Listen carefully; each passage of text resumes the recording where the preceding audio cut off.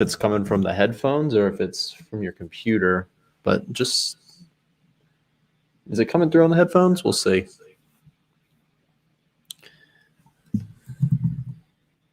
If not, you could just turn it down. You don't even need, now I'm thinking about it, you might not even need sound, you know?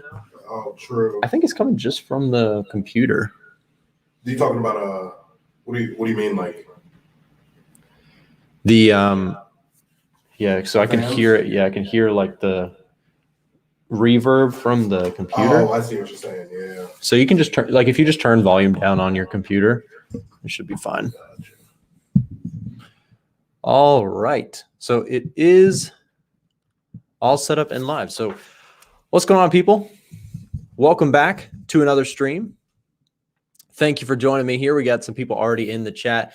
Real quick, how's the sound quality for you guys? I just want to make sure everything is running smooth before we jump into some analysis, and then we will go from there.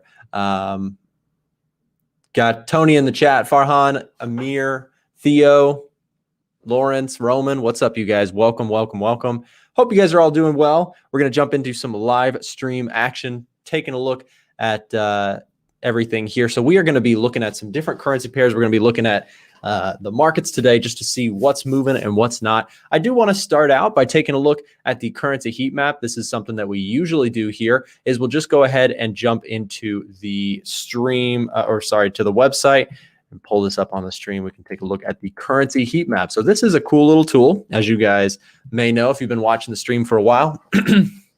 It's available on the website completely for free. This is the currency heat map. So what this does is it shows you, I had some questions about this. It shows you the 8 majors here, right? So you've got the different currencies, right? You've got the euro, the US dollar, the Japanese yen, the pound, right? The Swiss franc, the Aussie, CAD, and New Zealand. And it's actually crossing them or matching them up against the other ones. It's almost like a tier list or just a measurement of strength relative to each other. So when we're looking at this chart, what this is telling us is that today, the US dollar is looking pretty weak against most of the other currencies.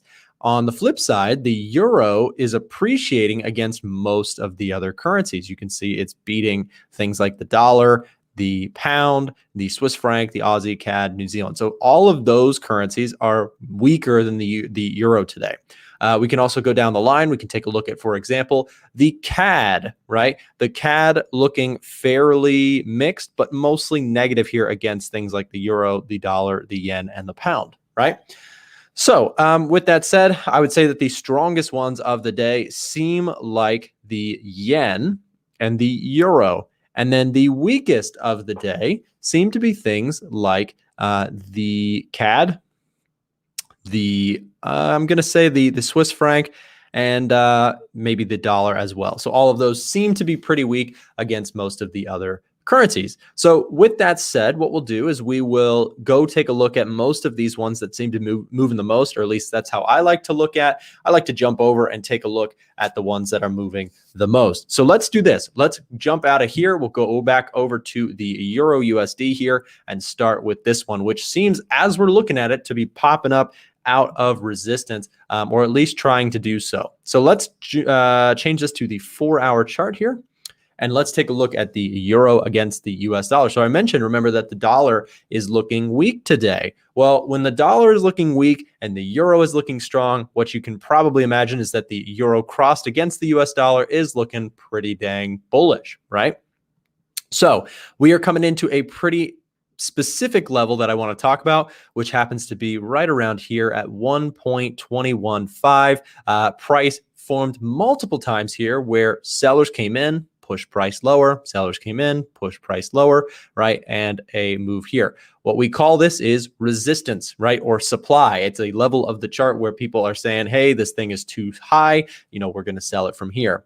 Well, the thing is, when you get something like this, when you get something that finds resistance strongly in this certain area, it's worth noting, in my opinion, to look at it in the future. So now we are actually testing that area once again. So is it time to sell the Euro USD or is it time to buy? That is the question. But the answer is definitely going to depend on whether or not this supply level is going to hold or not, right? So the idea here is that although it's held in the past, it's not a guarantee that it's going to hold in the future, because remember, the world is changing, right? The demand for the euro is changing. So although it may have been a sell back here, it technically could be a buy over here, especially with that weak US dollar that we're seeing right now. So when we're looking at the Euro USD, my initial response would be not to try and sell this thing just because we've had a lot of momentum off the lows, and the US dollar is having a lot of struggle right now. There's a lot of pressure on the US dollar with high inflation at this point. We do have inflation numbers coming out. I don't know exactly when inflation numbers came out. Was it today or was it some other? I'm going to really quick just pull that up. So what I'm going to do here is I'll back out for a moment, take a look at forexfactory.com, and let's go look. Was there inflation numbers today or is that later in the week? Let's check it out.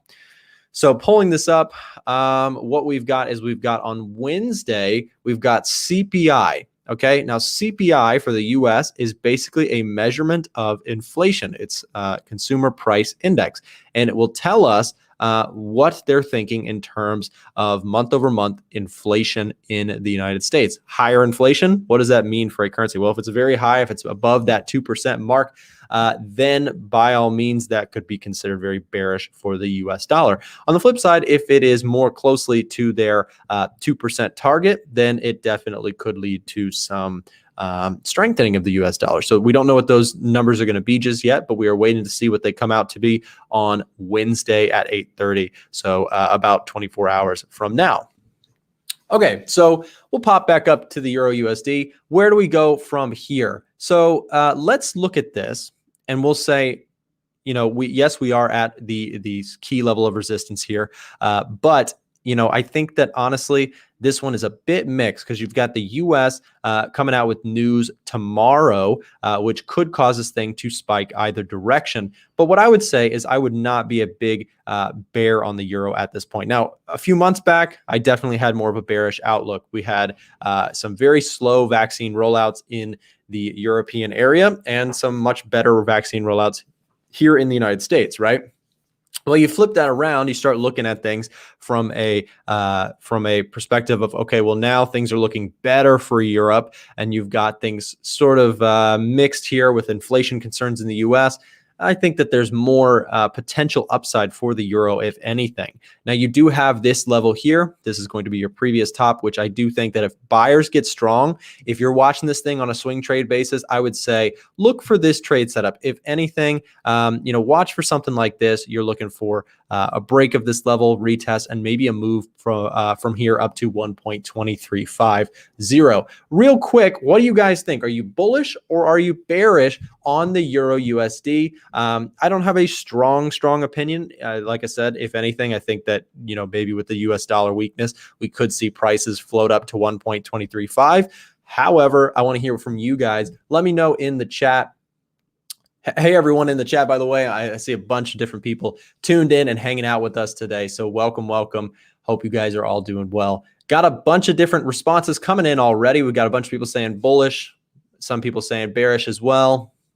Most people seem to be on the bullish side of the Euro USD. I'd like to also take a look really quick. We'll jump back over to the website. I want to show you this. So retail Forex sentiment. This is kind of a unique take. So this is a tool that allows us to see what the average retail trader is looking at in the markets or what their positions are. And what we can see here is that on the Euro USD, you've got 81% of traders on the short side of Euro USD.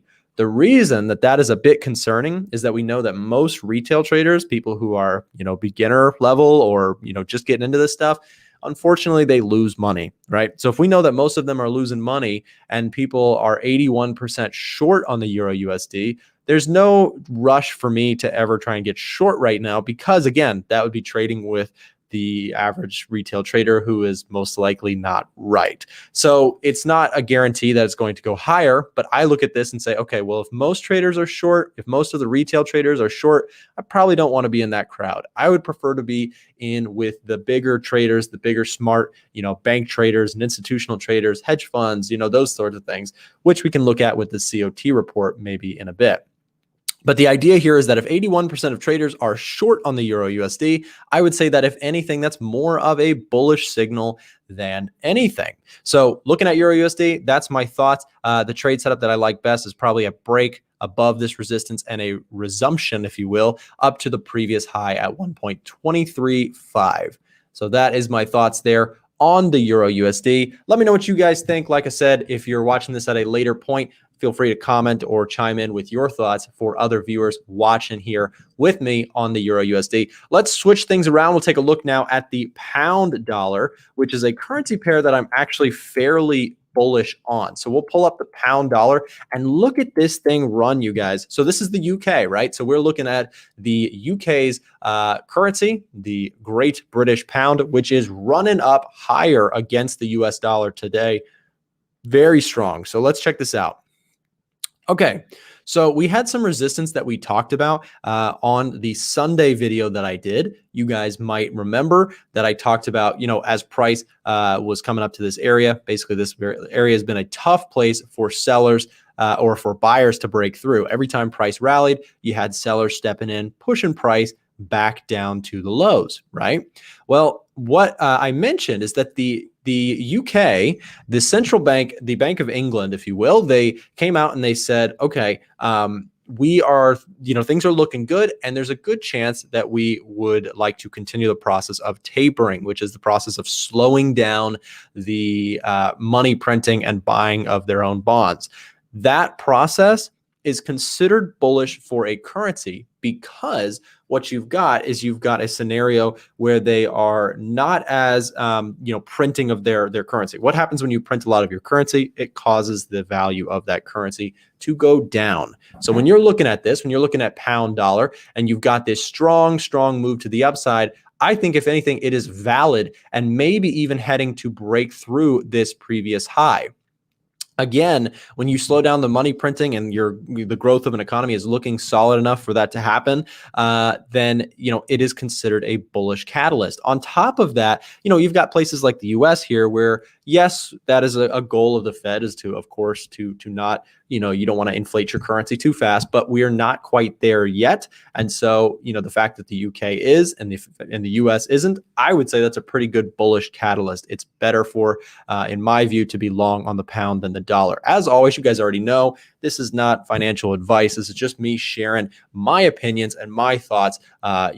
Please, before you make any sort of investment decision, do your own due diligence. So let me also show, so that same level of what was supply on the chart, looking pretty good as a potential demand zone should we see a bit of a pullback. So we saw this rally like crazy, breaking right through that level of resistance. Finally, with that catalyst, it does look like price was able to, of course, break through what was a strong level for sellers, right?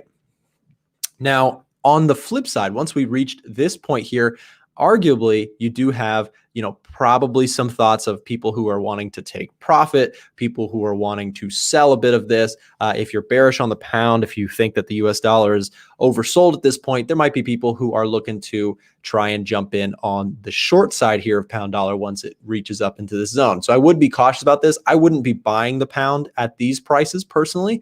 If anything, though, if this does act as a level of resistance, looking for that pullback, looking for that opportunity to maybe get back in to the pound dollar at 1.4000, right? So nice round number there. That previous level of what was a strong area of sellers resistance, right? Sellers holding this place like a fortress until finally the gates got busted down and the invaders took over, right? You had the bulls jump in here. And now the question is, can we get that dip? Can we get the pullback to that same level? Because now buyers seem to have a strong hold of this area. Obviously, buyers saw this area strong enough to keep buying it up. So if price comes down, if it gets a discount there, it's kind of like buying a car that you want at a cheaper rate. So, a lot of people might want to jump in and buy that car. So it could cause pound dollar to rally further. So for me, what I'm looking at, if anything, if I'm looking to trade the pound dollar, is a move back to 1.40. And possible moves there could be something to look at. So that's my thoughts. What do you guys think? Again, I'll ask you guys in the chat. Comment, are you bullish? Are you bearish on pound dollar? Let me know. Just chat, comment, let me know in the chat. By the way, guys, if you're newer to the channel here, if this is your first time here or you're hanging out for the first time, whether you're on Facebook right now or either of our 2 YouTube channels, then I want to encourage you to make sure you subscribe to the channel.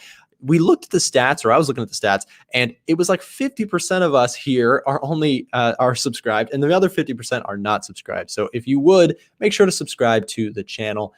It does help, and it's completely free to do.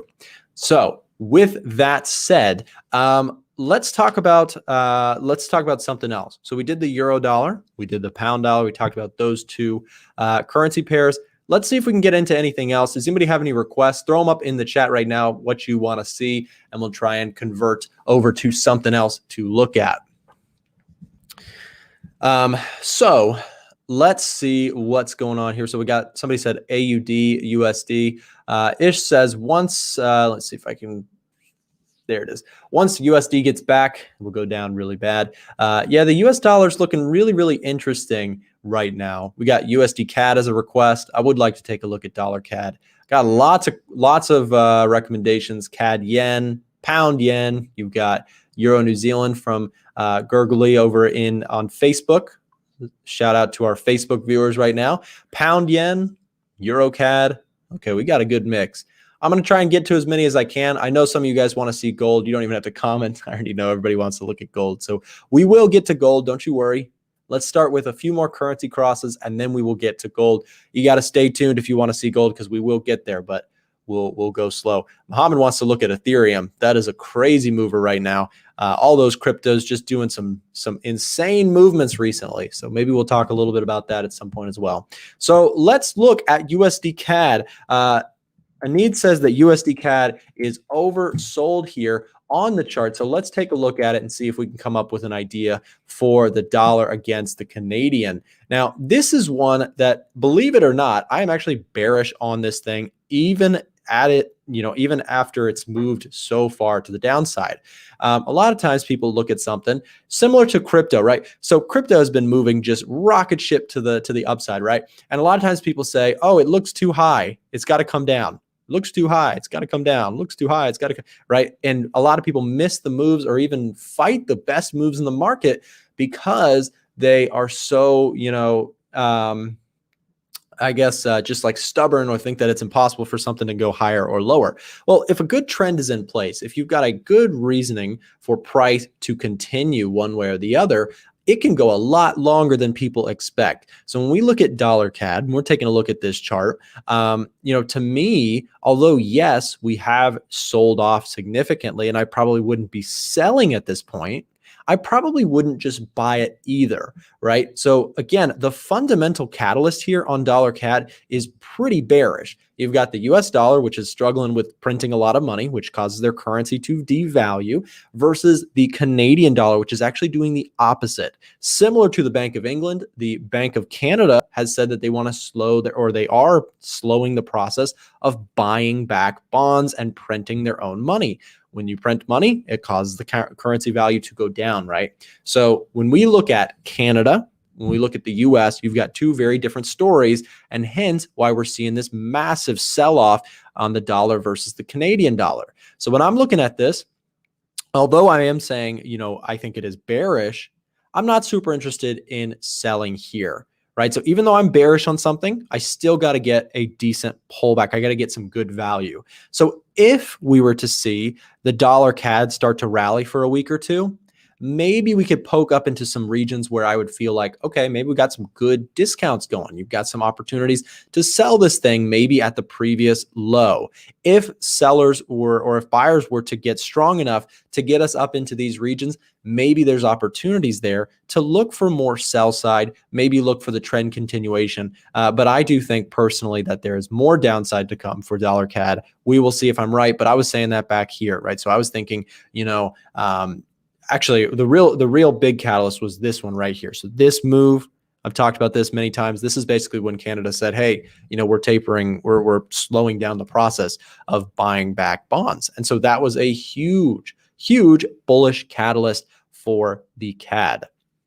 So when I'm looking at this, like I said, if anything, I'm looking for more downside on this, looking for opportunities to sell into this pullback if it does happen, favoring that dollar over the Canadian dollar. So we will see if that happens, but that's just my thoughts on a swing trade basis. What about the lower time frames? Well, if you're looking for a breakout to the high side, if you're saying this thing does look overstretched and you want to, look for those counter trend moves, the one thing I would say is that maybe, we see some sort of pullback to a region like this. Sellers weren't able to get through this for a while. They finally broke down right around here on May 5th. So I would say that, if you are counter trend, if you're looking for something on the buy side, if you're looking to try and look for, a bounce back, I would say just keep an eye on the idea of a break of this range. So you do have some very low time frame, right? You've got some here on the 1 hour time frame. We're really zooming in here on the 1 hour chart.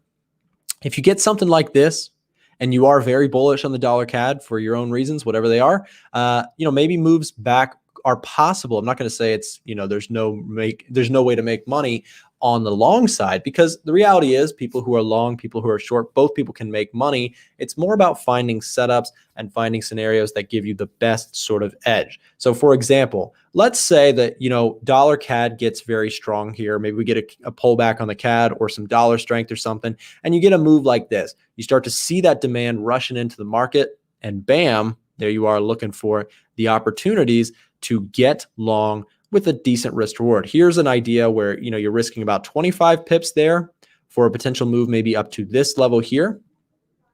To the next key level of resistance to me would be right there. That's a move of 60 so pips there to the upside for risking 25. I think that's not the worst case. And if you're really looking for the big move, if you're really trying for a counter trend move, if you think that the dollar CAD has plenty of room to the upside, something like that gives you 135, let's say, pips to the upside there, back to that major level of resistance that we talked about. Again, for me, what that would mean is if price were to get that strong, if price were to really rally up to that point, I'd be more interested in looking at sell setups on this move than anything if I get up to these upper regions. Again, this is how, when it comes to trading Forex, you're looking for opportunities. Some people are looking for long, some people are looking for shorts, but what matters most is that you're taking setups that give you a proper reward to risk, sticking to a plan, and everything else that, we talk about here on the channel. Really, thanks for the message. Says traders support Nick because he's totally legit and good person. Thanks for the compliment. Appreciate that one. And a shout out to all my friends over there on Facebook watching us from the A1 Trading Facebook page. Hey, real quick, we are actually we are live on another YouTube channel, and we have a second show or segment coming on after this one on our secondary YouTube channel. So let me real quick invite you to go down below in the description and click. If you're watching on Facebook or you're watching on the my YouTube channel, if you go down there in the description, it's the second link. Make sure to subscribe to the A1 Trading YouTube channel, and then that way, when the second show starts, you can join in there, because we're going to be doing the second show on just the A1 Trading YouTube channel with our special guest today. We're going to be doing some deep dives with him. So let's move on. We'll find something else to look at here. We'll switch over to our favorite, of course, gold,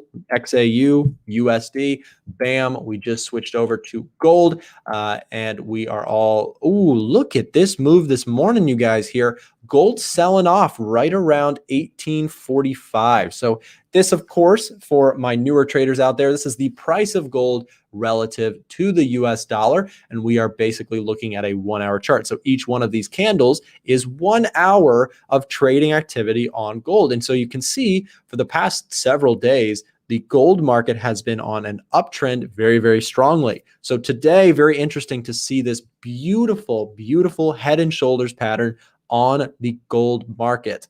For my newer friends out there, let's talk about the head and shoulders pattern. It's a very simple, very straightforward trading pattern. And it is basically the idea that, when you're talking about a trend, you have higher highs and higher lows, right? So a healthy trend looks something like this. You've got demand coming in, pushing prices higher, and you've got highs being formed, highs being formed, highs being formed, and each one is being progressively higher, right? That's what you would call a healthy uptrend. Then you have higher lows being formed. So when price is pulling back, buyers are stepping in and pushing that price off the lows. So when we are looking at something like gold today, check this out. So we were forming these higher highs, right? Higher lows, looking good. There's another higher high. But then check this out. The pattern changed this morning here when in fact we printed a lower high. That looks like the opposite, a downtrend, right? So that's where we're looking at gold, looking very, very interesting here with some sharp sell-off on the gold market here. So we've got a left shoulder, the head of the price, and the right shoulder. So this is what you would call a head and shoulders. And the idea is that is a potential pattern that shows a reversal inbound. So yes, we've been on a strong uptrend, but these sellers candles are very impressive. Look at the sell-off there on gold, going from very quickly from that 1845 range right on down to 1818 in just a few hours of price action. So very impressive sell pressure today from the gold traders out there. I do want to take a look here on gold and see if we can draw in on the 4-hour chart some key stuff here. So I would say that the first natural place for gold to pull back to is going to be that previous level of resistance. We look left on the chart, you can see there is some nice little previous resistance here. Right, so price shot up, found sellers, right? So basically the price of the car was too high there, so people sold it. That's the best analogy that I like to think of is I like to think of like car shopping, because I did some of that just recently with my girlfriend, and it was a very interesting experience, just going from dealer to dealer and seller to seller, going through different options, and it felt a little bit like trading. But anyways, so when we're looking at gold here, the natural place in my view for price to pull back would be a move back to 1810, this previous level of resistance. So I think that there should be, in my, like I said, I would say that the natural place for price to pull back to, there should be a move down to 1810 here. We will see if that can get all the way down there, or if buyers are going to be strong enough to hold this before then. But I would say a move back to 1810. If you're bullish on gold, if you're a bull on the gold market, if you think it's going higher overall, might be worth looking at 1810. But I've mentioned a few times that I'm not incredibly bullish on gold in the short term. Remember that what drives the price of gold? Let's consider this for a moment. So we're looking at the daily chart now. And back in 2020, look at what gold did. Gold went absolutely parabolic. We saw so much demand for the gold market. And why is that? Let's think of like all the basic childhood stories and ideas. You always had like pirates, going after gold and all that stuff, right? Everybody wanted to own gold because it was like this way to store your wealth and to hide it. Well, still today, a lot of times people like to buy and hold gold, physical gold or ETFs, however they buy their gold. They like to buy that gold market so that they can essentially store their money in something that they can control. Because when you're looking at the US dollar, for example, if you're holding cash in your bank account and you are, you're saying, okay, well, I've got my money in US dollars. Well, if inflation spikes dramatically, then in that case, it's probably not the best place to hold on to US dollars, because again, the value of your money is going down over time. On the flip side, when you're looking at something like gold, people were buying gold aggressively during 2020 because they were fearful about what was going to happen with the economy, what was going to happen with the stock market, what was going to happen in other places. People bought gold as sort of a safe haven, if you will. There's nothing safe in any investment for sure. But again, people usually flock to something like gold when things are really scary in the world. So we saw prices rally dramatically, but since then, again, the narrative has shifted a little bit. We've had more sell pressure on the gold market because people are looking, more optimistically at markets, at stocks, at other things like that, right? The economy is bouncing back. We're seeing unemployment seem to drop over time. Now, with that said, that to me means that if anything, gold is not super attractive. If anything, I'm more interested in looking for shorts, if anything, on gold. I'm not a big fan of shorting gold either. If anything, I'm trading the currency pairs that I like the best. But again, So what I would say is be cautious of sell pressure areas like this, right? So when price jumps up into these zones, you can see sellers coming in hot today and looking like they want to retrace back down to 1810. So that would be my thought on the gold market. So a move back to 1810 could be inbound. From there, again, it's going to be dependent on what people are looking at with gold, if it's going to be able to hold that area or not. That's going to be the question. If you get the break of 1810, it does have the potential to move even lower, such as places like, a real sell-off would be a move back to 1760 in my view. You had some very strong demand back here. You can see price multiple times holding the lows, buying into this zone before we rallied to this recent rally. So if price really got bearish, if we broke this 1810 level, moved down to 1770, 1760, could be a natural place of retracement. Let's actually draw a Fibonacci retracement as well, just to see what 50% of this move would look like. So we're going to start from the bottom of this trend and move it all the way to the top of the trend. So, and that lines up perfectly. So check this out. So a 50% move. So this whole move is one, right? 50% pullback would be a move right down there, which actually lines up perfectly or very close to the level that we just talked about. This level 16 or 1760, 1770, that zone. So, if you're looking at this and you're saying, okay, I'm looking to be a buyer on gold, I would say a true discount, a real solid discount might be a move back down to 1760 on the price there. So just my thoughts there on gold. What do you guys think? Let me know.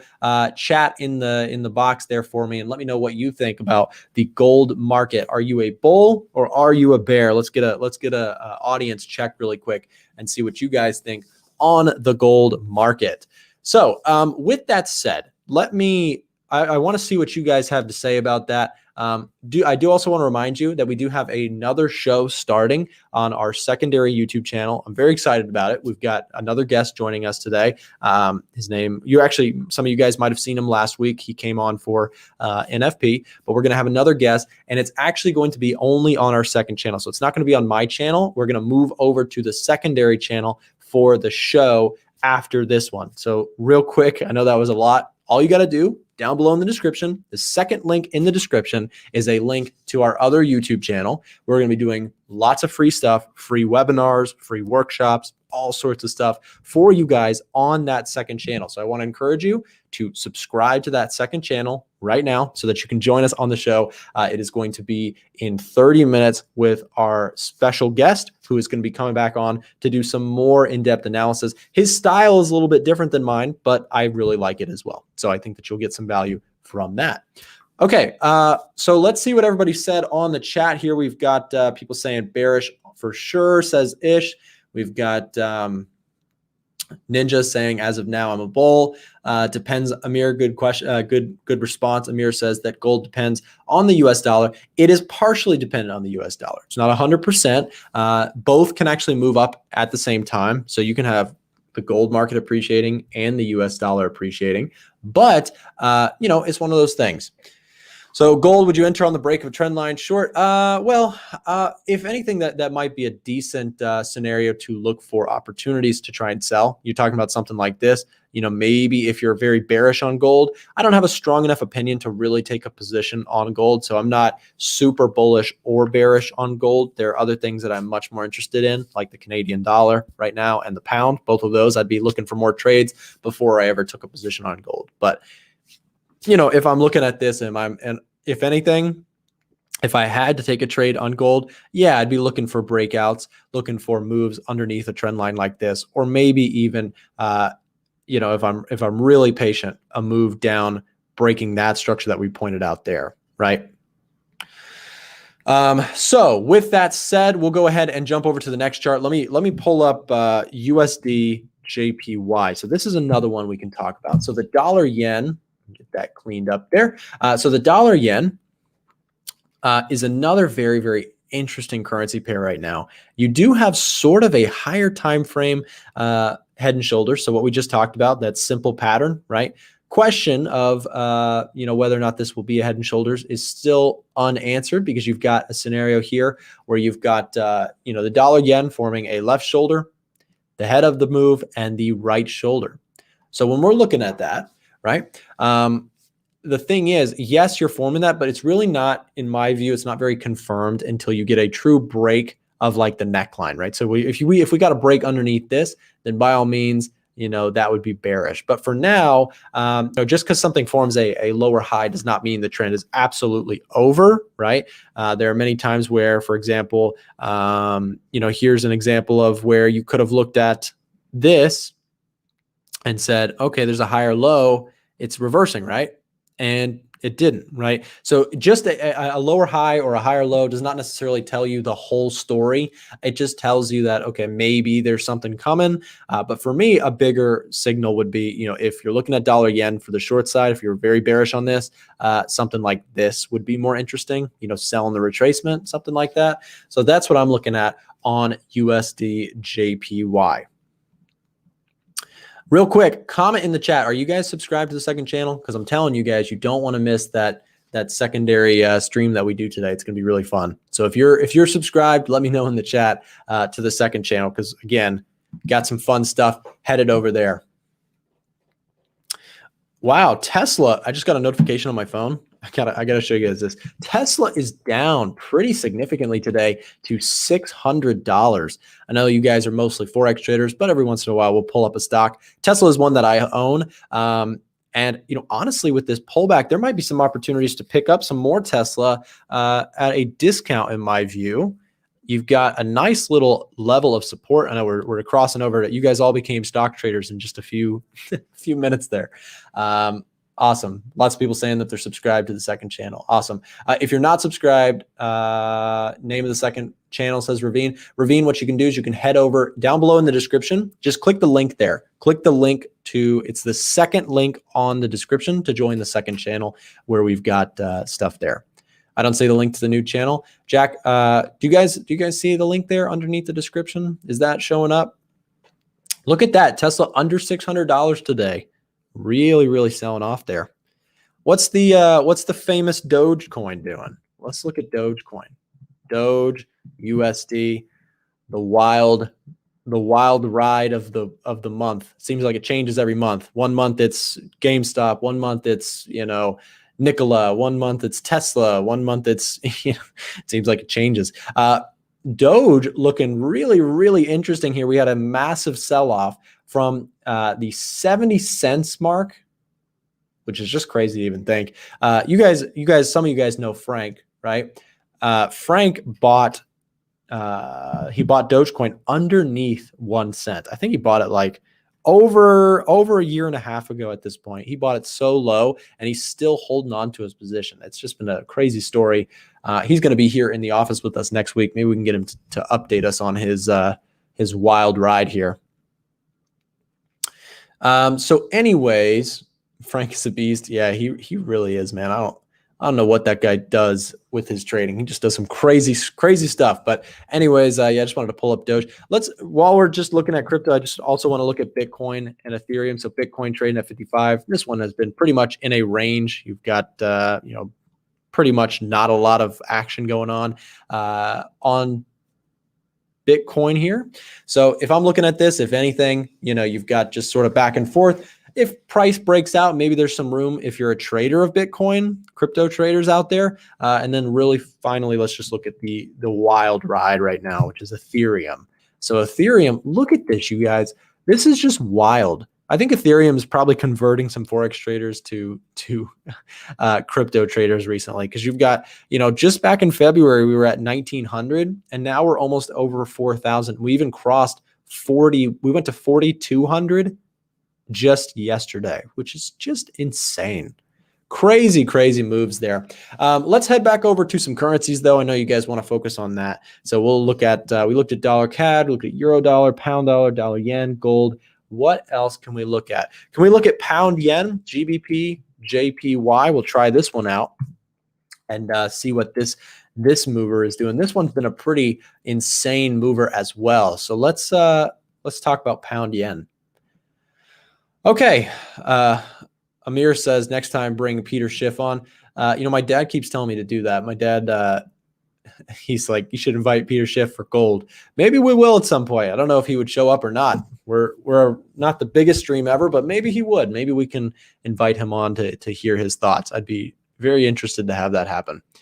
Maybe someday we're gonna get the show a little bit built up first, and then maybe we'll invite some bigger, big names to the stream for sure. Okay, let's look at pound yen together. So pound yen, I want to look at it on the 4-hour view. See what you guys have to say on this guy. So what do you guys think? Pound yen, bullish, bearish? Is it going to go backwards? Who knows? What do you guys think? I have my opinions on this pair for sure. So definitely important there. Facebook stream is almost 5 minutes ahead. It shouldn't have much of a delay. I don't know how you got so ahead. Maybe you paused it on YouTube. That might have been what happened. Did Tesla bounce or something? What did it do? I'm curious now. I'm gonna come right back to GJ. Tesla. Oh, yep, it's bouncing. See? That's all you needed to do, guys. Just buy Tesla. As always, you guys know. I'm not here to tell you what to do with your money. I'm just sharing my thoughts. Okay, so let's read what you guys have to say. Retracement, then bullish. Margaret says bullish. Eugene says bullish. The King says bullish, bearish. Okay. Most of you guys are bullish. You guys already know I'm pretty bullish as well. Let's do a retail sentiment check very quickly. We'll jump over here and do this one really quick. So we'll just refresh the page and let's look at GBP JPY. Okay. So GJ here is currently 87% of retail traders looking at GBP JPY are actually short on, according to myfxbook.com. The reason that is really interesting is because, again, like we said with Euro USD, when you got all the retail crowd, more of the gambling crowd, more of the traders who don't have, rigid strategies or anything like that, when they're all short on something, might be worth being a little bit cautious with the whole GJ, sell side. So when I'm looking at GBP JPY, I'm saying, okay, if most traders are thinking it's short, I'm looking for opportunities to go long. Maybe if you get a pullback to demand, there could be some opportunities there. Let's mark some of those. We'll go here. You had some multiple chances where sellers got strong there a couple different times, right? So, but then finally, bulls came in strong with that recent bullish catalyst there on the pound. So that's one area. You've also got, of course, this zone here where you had previous resistance, strong sell pressure in that zone, right? So now you can actually see price rallying for the day traders out there. Maybe there's some moves here higher if you think there's some opportunities there. Let's look at the 1-hour chart for a moment. You can see buyers coming in very strong there right off the retest of that zone. You can see very clear buying demand here on the 1-hour chart. Look at that candle, pretty sharp rejection. So what this is telling us is that price came down and in just a short bit of time shot right back up. So that tells us that, okay, clearly you've got some buyers in that zone pushing price higher. So could lead to some higher moves on pound yen here. If you're a day trader and you're looking for some seriously short-term potential moves, maybe something like here, you got maybe a flag pattern looking thing, right? If you get something like this, breakout, maybe there's some moves higher there. So just some thoughts for the pound yen bulls on the lower time frames. So let's see what else we've got. When I'm looking at pound yen, for me, like I said, if anything, if I was to get long again on pound yen, I'd be looking for more of a pullback. I'd got to see a little bit more of a retracement there. Discount back to 152 looks pretty good for something like that, right? For something bigger term. Now, when I'm looking at pound yen, again, we got to go back to the daily chart for just a moment. We can talk about pound yen here, daily chart, and we're saying, okay, this thing has been sort of in a range. So although it does seem like, yes, it does seem high, right? It has that potential to, after consolidating like this, do something like this, where it breaks out and runs higher for the next leg of the trend. May seem impossible, right? But remember, pound yen has been doing this, right? Pound yen has been hurting the bears for a very long time. Ever since the bottoming out during 2020's crash, the pound against the yen has been a rocket ship. right? You've seen just multiple uptrends, things that are looking very, very good for the long side. And it makes sense. You've got the Japanese yen, which is a slower, more safe and steady currency to invest in, versus the pound, which is a bit more growth oriented, has more upside potential, but is also a bit more risky. So when things are looking good in the world, people are a little bit more comfortable taking some risk and pushing things higher there on the pound yen.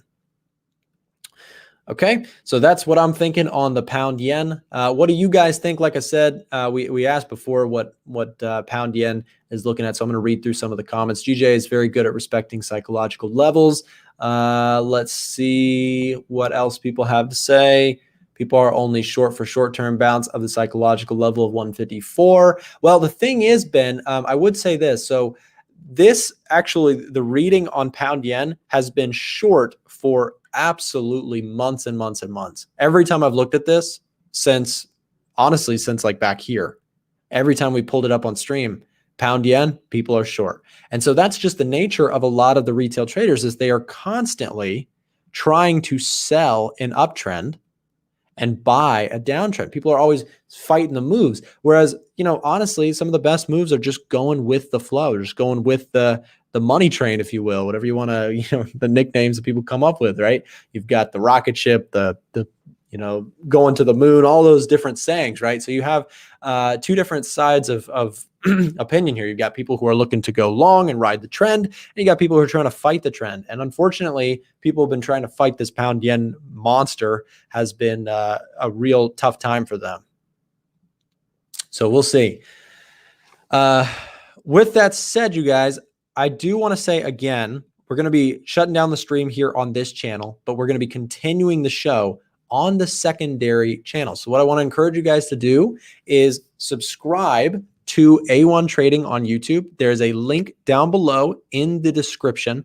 Make sure to subscribe here on this channel, but is also into the second channel. So again, second link in the description. Just pull up the description, click that link. It'll take you to the second channel. You can go and subscribe there. The second show is going to be starting if you came late to this one. And a big thank you to Phil, who also shared the link in the chat for you guys. So you can grab that link, or you can go do it in the description. But I want to encourage you guys, make sure you're over there, because we're going to start the show in about 10 minutes over there to continue on with Ivan, who is going to be coming on with some thoughts for some different currency crosses as well. So with that said, you guys, thank you so much for being here with me on today's stream. I do hope you got some sort of value. If you did, again, make sure to give it a thumbs up, and we will see you back on the next show. Head over to the second show. We're going to be there in just a few minutes, and we'll go ahead and start things up there for part 2. So stay tuned, and we'll see you back over there in just a minute.